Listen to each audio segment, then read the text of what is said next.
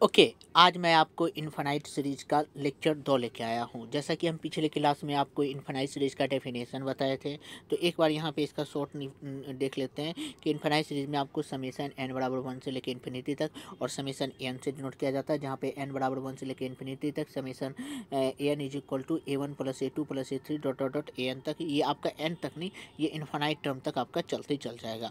ये आपका क्या कहलाता था? Infinite series. अब हम इसमें एग्जाम्पल भी देखे थे और इसमें हम कुछ देखे थे sequence of partial sum. Sequence of partial term में हम क्या देख लेते हैं कि मान लेते हैं मेरे पास एक कोई सीरीज है an और s1 उसका क्या है? सम है। तो s1 a1 हो जाएगा, s2 a1 प्लस a2 हो जाएगा। इस तरह से हम sn निकाल लेते हैं और sn प्लस 1 निकाले। तो यहाँ पे हम एक कंडीशन देखे थे, sn प्लस 1 माइनस में sn is equal to an plus 1 for all, जहाँ पे n बिलोंग्स करता है किसी नेचुरल नंबर को। और हम इसमें ये भी देखे थे कि ये टर्म यहाँ पे ऐसा होता है कि limit n tends to infinity sn is equal to limit n tends to infinity summation i बराबर 1 से लेकर n तक ai। और यह आपका इन्फिनिटी तक जाता है, तो हम इसको एक शॉर्ट फॉर्म में ये लिख सकते हैं कि समेसन i बराबर 1 से लेकर इन्फिनिटी तक ai is equal to limit n tends to infinity an। अब हम इसमें कुछ एग्जाम्पल देखना पसंद करते हैं। तो इसका एग्जाम्पल हम जैसा कि पहले देख चुके थे, एग्जाम्पल 1। अब फिर हम एग्जाम्पल 2 के बारे में आते हैं। तो एग्जाम्पल 2 का यहाँ पे क्या किया गया है, देखा गया है। तो थोड़ा सा हम इसको जूम कर लेते हैं। तो यहाँ पे लिखा हुआ है समेसन i बराबर summation 1/2 to the power n check the nature. अब हमें इसके बारे में नेचर देखना है। तो सबसे पहले मेरे पास कोई सीरीज दिया हुआ है, सीरीज हम यहाँ पे लिखते हैं summation 1/2 to the power n। और यहाँ पे हम इसको क्या करते हैं कि सीरीज को रूल लिखते हैं। तो 1/2 n का मान जब 1 रहेगा, 2 का रहेगा, 3 रहेगा, तो dot dot dot dot dot ये आपका चलते चल जाएगा। अब हम एसन लिखना चाहते हैं। तो एसन बराबर हम फार्मूला पढ़े थे a1 plus a2 plus a3 plus dot dot dot A N तक जाता है, तो हम ए एन टर्म लिख दिए। और फिर इसके बाद एस एन को हम इसी को आगे यहाँ पे थोड़ा सा बढ़ा के लिखे हैं। हम दोनों तरफ प्लस 1 को क्या कर दिए, ऐड कर दिए। प्लस 1 को जोड़े हैं, प्लस 1 को ऐड किए, क्योंकि ये आपका जीपी के टर्म में हो जाएगा। ये आपका जीपी का फार्मूला हो गया। और जीपी का फार्मूला आता है 1 minus R to the power N बटे में 1 माइनस आर समेसन में। तो हम यहाँ पे इसको फार्मूला में क्या किए हैं, तब्दील कर दिए। जैसा कि यहाँ पे ए के जगह पे है 1 माइनस आर पे पावर है, आर आपका 1/2 है, पावर n प्लस 1 बटे में यहाँ पे ये लिख दिए और माइनस में 1 कर दिए। अब इसको जब सॉल्व करेंगे तो 2 नीचे वाला कहाँ चला जाएगा, ऊपर चला जाएगा। और बाकी का ये टर्म है, 2 को प्रवेश करवाते हैं। 2 को यहाँ पे जब प्रवेश करवाएं इसके साथ, तो 2 लिखा है, इसके साथ जब प्रवेश करेंगे तो n प्लस 1 किस में बदल जाएगा, n में बदल जाएगा। फिर इसका 2 में से 1 जाएगा तो 1, यहाँ पे इतना आ गया। तो अब हम इसमें दोनों तरफ लिमिट लगा देते हैं। जैसे लिमिट लगाएं तो 1 कॉन्स्टेंट टर्म में खत्म हो जाएगा, 1/2 पे पावर n।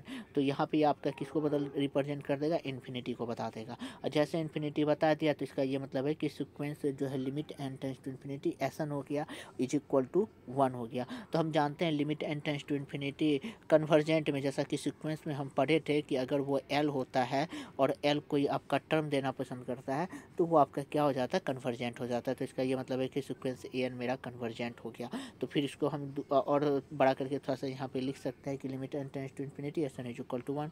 और यहाँ पे समेसन n बराबर 1 से लेकर इन्फिनिटी तक 1/2 पर power n is equal to 1 हो गया। और इसको हम और थोड़ा सा डिस्क्राइब करते हैं। तो 1/2 का स्क्वायर, 1/2 का क्यूब, 1/2 का power 4 plus dot dot dot 1/2 पर power n dot dot dot infinity तक जाएगा। तो इसका वैल्यू क्या हो जाएगा, 1 हो जाएगा। ये हुआ इसका नेचर। फिर हम और आगे चेक करते हैं। हम एग्जाम्पल 3 पे जाते हैं। एग्जाम्पल 3 में लिखा हुआ है समेसन -1 पे power n check the nature of the series. अब इसके नेचर के बारे में थोड़ा सा हम क्या कर लेते हैं, यहाँ पे चर्चा करते हैं। तो सबसे पहले तो मेरे पास सीरीज लिखा हुआ है, तो एक बार n का मान जब ये इवन हो जाएगा तो प्लस हो जाएगा, ऑड हो जाएगा। तो -1 प्लस 1 -1 प्लस 1 -1 प्लस 1, इस तरह से आपका ये n टाइम तक बढ़ते जाएगा। फिर उसके बाद एसन को हम लिख सकते हैं, क्योंकि ये आपका सीक्वेंस एसन है। तो -1 plus 1 -1 plus 1 up to n term तक लिख दिए। और फिर उसके बाद इसको हम लिखने का एक तरीका यहाँ पे निकालें कि आपका एसन इज इक्वल टू -1 पे -1 आएगा जब n इज ऑड, जब 0 हो जाएगा 1 जब n इज इवन। ये क्या होता है एसन? एसन का मतलब जब s1 रखेंगे, s1 रखेंगे का मतलब क्या होता है आपका a1, और a1 का मान आपका कितना है, -1 है, तो ये -1 हो गया। अब फिर उसके बाद हम यहाँ पे रख देते हैं H2। जैसे H2 रखेंगे तो H2 का फॉर्मूला क्या होता है, A1 प्लस A2। A1 का तो मान है आपका -1 प्लस 1 इज इक्वल टू क्या हो गया, 0। तो इसका ये मतलब है कि इवन रखने पर 0 हो जाता है और ऑड रखने पर क्या हो जाता है, -1 हो जाता है। इसी तरह आप 3 रख के देख सकते हैं, 4। तो हम इसको एसन को इस तरह से क्या कर सकते हैं, रिप्रेजेंट कर सकते हैं। अब हम दोनों तरफ लिमिट लगाए, लिमिट इसमें लगाए तो ये कॉन्स्टेंट टर्म है, तो जस का तस क्या हो जाएगा, लिखा जाएगा। और इसका ये मतलब है कि ये कोई आपका 2 नंबर दे रहा है, तो और 2 नंबर अगर limit N tends to infinity N is equal to आपका जो टर्म बताया गया है सीक्वेंस में ये पढ़ाया गया था, अगर वो दो वैल्यू रखना पसंद करता है तो वो कन्वर्जेंट नहीं होगा, क्योंकि यहाँ पे दो वैल्यू है तो ये आपका कन्वर्जेंट नहीं है। इसका ये मतलब है ये कन्वर्जेंट नहीं है, तो या तो ये डाइवर्जेंट हो सकता है या तो ऑसिलरेट हो सकता है। डाइवर्जेंट इसलिए नहीं होगा क्योंकि डाइवर्जेंट होने के लिए या तो प्लस इन्फिनिटी या तो माइनस इन्फिनिटी तक जाएगा, और ये माइनस इन्फिनिटी और प्लस इन्फिनिटी को रिप्रेजेंट नहीं कर रहा है, तो इसका ये मतलब है ये डाइवर्जेंट नहीं होगा। हाँ, ऑसिलरेट जरूर हो रहा है, दिस इज ऑसिलरेट, क्योंकि जब इवन रखेंगे जीरो आएगा, जब ऑड रखेंगे -1, एक बार -1 एक बार जीरो, एक बार -1 एक बार जीरो, तो मतलब ये जस्ट लाइक ऑसिलरेट करना पसंद करेगा। ऑसिलरेट करना पसंद करेगा तो इसका ये मतलब है कि सीरीज जो मेरे पास दिया हुआ है -1 पे पावर n, ये आपका क्या हो जाता है ऑसिलरेटली फाइनाइटली हो जाता है। तो इसका ये मतलब है कि अगर कोई सीरीज है या तो वो कन्वर्जेंट भी हो सकता है, अगर हम पार्शियल सम ऑफ यूज किए तो वो कन्वर्जेंट भी हो सकता है, ऑसिलरेट भी हो सकता है, और हम एग्जांपल देखते हैं क्या वो डाइवर्जेंट को रिप्रेजेंट करता है, देखते हैं। तो यहाँ पे एन बराबर, अब हम तीसरा एग्जांपल अन्य एग्जांपल दे, N is equal to N, N for natural number, जहाँ पे ये नेचुरल नंबर को बिलोंग्स करता है, तो सिग्मा एन इसका क्या हो जाएगा series. We want to find the sequence of the partial sum of the series, अब हम इसमें फाइंड करना चाहते हैं सीक्वेंस ऑफ द पार्शियल, तो S1 लिखेंगे तो A1 is equal to 1, S2 लिखेंगे तो A1 plus A2 1 plus 2 is equal to 3 हो जाएगा। ऐसा लिखना चाहते हैं तो नहीं लिखेंगे फिलहाल। S3 is equal to 1 plus 2 plus 3, S4 is equal to 1 plus 2 plus 3 plus 4, SN is equal to 1 plus 2 plus 3 plus dot dot dot N तक, और एन को हम लिख सकते हैं n प्लस 1, हाँ बिल्कुल लिख सकते हैं। इसका मतलब है SN इज इक्वल टू आपका n इंटू n प्लस 1/2, ऐसा लिख सकते हैं।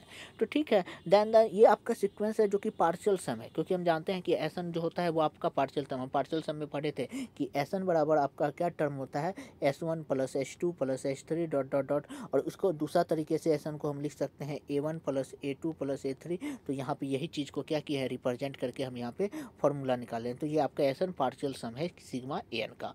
अब देन दोनों तरफ हम लिमिट लगा देते हैं, जैसे लिमिट लगाएंगे यानी कि सिग्मा AN यानी कि limit n tends to infinity SN is equal to, तो आपका ये इन्फिनाइट टर्म तक जाएगा, क्योंकि इन्फिनाइट है, लिमिट जैसे लगाएंगे तो ये इन्फिनाइटी इन्फिनाइट प्लस 1 यानी इन्फिनिटी तक ये जाना पसंद करेगा, तो इन्फिनिटी है वो भी पॉजिटिव है, तो इसका ये मतलब है कि ये सीक्वेंस आपका क्या हो जाएगा, डाइवर्जेंट टू प्लस इन्फिनिटी हो जाएगा। तो इसका ये मतलब है कि सिग्मा AN इज डाइवर्जेंट, हाँ बिल्कुल सिग्मा AN आपका यहाँ पे क्या हो जाएगा, डाइवर्जेंट। यहाँ पे SN आपका डाइवर्जेंट गैस है, और ये सीरीज जो है वो भी आपका डाइवर्जेंट, और यहाँ पे टर्म होता है अगर सीक्वेंस कन्वर्जेंट होता है तो सीरीज भी कन्वर्जेंट, अगर सीक्वेंस डाइवर्जेंट तो सीरीज भी डाइवर्जेंट, अगर सीक्वेंस ऑसिलेट तो सीरीज भी आपका क्या हो जाता है, ऑसिलेट। तो यहाँ पे हम 3 एग्जांपल देखे, एक यहाँ पे एक ऐसा सीरीज हम यहाँ पे उठाए जो कि आपका डाइवर्जेंस होना पसंद किया, और एक ऐसा यहाँ पे सीरीज उठाए जो कि आपका ऑसिलेट रहना पसंद किया, और यहाँ पे एक ऐसा सीरीज उठाना पसंद किए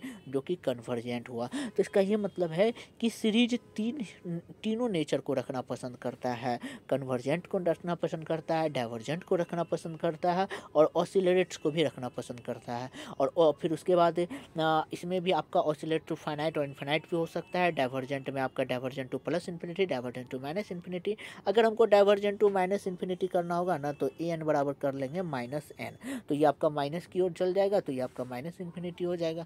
तो इसका ये मतलब है कि एक सीरीज तीनों शर्त को रख सकता है, कन्वर्जेंट, डाइवर्जेंट और ऑसिलेट्स। यहाँ तक आई थिंक आपको समझने में दिक्कत नहीं है। अब हम कन्वर्जेंट सीरीज को थोड़ा सा यहाँ पे डेफिनेशन के रूप में देखते हैं। ये जो है मेरा टॉपिक है कन्वर्जेंट सीरीज का।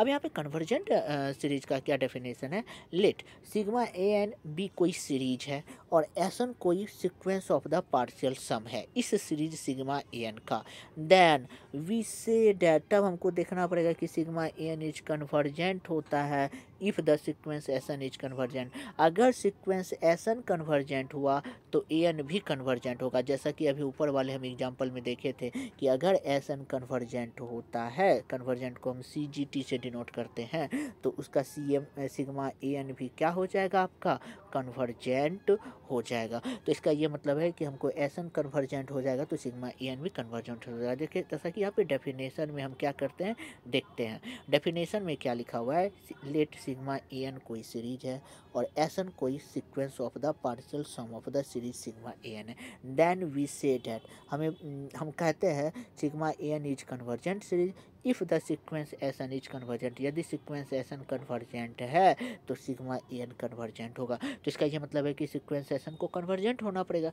तब सिग्मा ए एन आपका कन्वर्जेंट होगा। तो ठीक है, इसको हम इस तरह से लिख सकते हैं।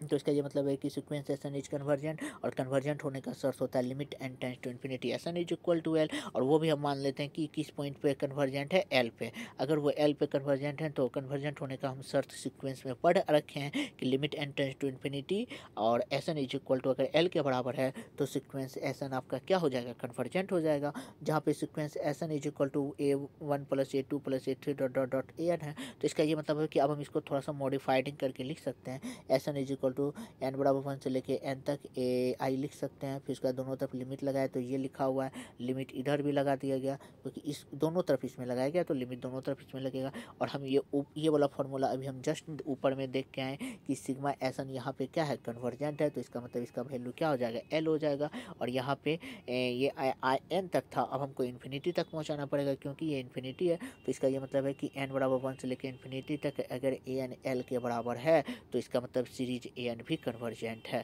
तो इसको हम इस तरह से लिख सकते हैं कि सिग्मा एन बराबर 1 से लेकर इन्फिनिटी तक L is equal to limit N tends to infinity A N is equal to L. अगर ऐसा होता है तो वो सीरीज क्या हो जाता है, कन्वर्जेंट सीरीज हो जाता है। ये कन्वर्जेंट सीरीज का क्या था, डेफिनेशन। अब हम इसको यहाँ पे लिखते हैं, एक टर्म लिखा हुआ है, we say that the series sigma A N is convergent and convergence to L sum of the series A N is L. और उसका जो सीरीज होता है, अब हम इसमें कह सकते हैं कि सिग्मा ए एन जो है कन्वर्जेंट है और वो भी कन्वर्जेंट कहाँ पे, एल पे है, जो कि सीरीज का क्या है, सम है।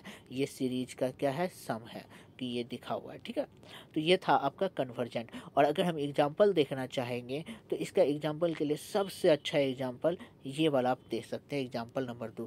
जैसा कि हम इसको सॉल्यूशन किए, सॉल्यूशन करने के बाद यहाँ पे एस एन का जो टर्म निकला, एस एन का टर्म क्या निकला आपका 1 निकला। तो ये आपका जो है सीक्वेंस एस एन एच क्या हो जाता है, कन्वर्जेंट हो जाता है।